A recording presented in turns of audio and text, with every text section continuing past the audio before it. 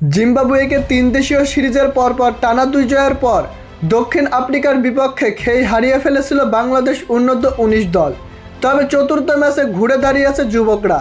তাই তো দাপুটে জয়ে 2 ম্যাচ হাতে রেখেই ফাইনালে বাংলাদেশ U19 দল। সিরিজের স্বাগতিক জিম্বাবুয়েকে 8 উইকেটের বিশাল ব্যবধানে হারিয়েছে লাল সবুজের প্রতিনিধিত্বরা। বাংলাদেশের বোলিং দাপুটে আগে ব্যাট করতে নেমে জিম্বাবুয়ে 89 রানের মধ্যেই অল আউট হয়ে যায়। 90 রানের লক্ষ্যে তারা ব্যাটিং করতে নেমে 209 বল এবং 8 উইকেট হাতে রেখেই জয়ের বন্দরে পৌঁছে যায় আজিজুল হাকিম তামিমের দল। উল্লেখ্য, প্রথমে ব্যাটিং করতে নেমে বাংলাদেশি বোলার ইকবাল হাসান ইমনের তোপের মুখে পড়ে যায় জিম্বাবুয়ে। মাত্র 37 রানের মধ্যেই তারা হারিয়ে ফেলে 3 উইকেট। এরপর 43 রানের মধ্যেই 5 উইকেট নেয় জিম্বাবুয়ে। দেখতে দেখতে মাত্র 89 রানের মধ্যেই অল আউট হয়ে যায় জিম্বাবুয়ে। আর জবাবে ব্যাটিং করতে নেমে বাংলাদেশের শুরুটাও ভালো হয়নি। শুরুতেই ফিরে যান রিফাত। 5 রানের মধ্যেই বাংলাদেশ হারায় 1 উইকেট। এরপর ইনিংস বড় করতে পারেননি কালাম সিদ্দিক।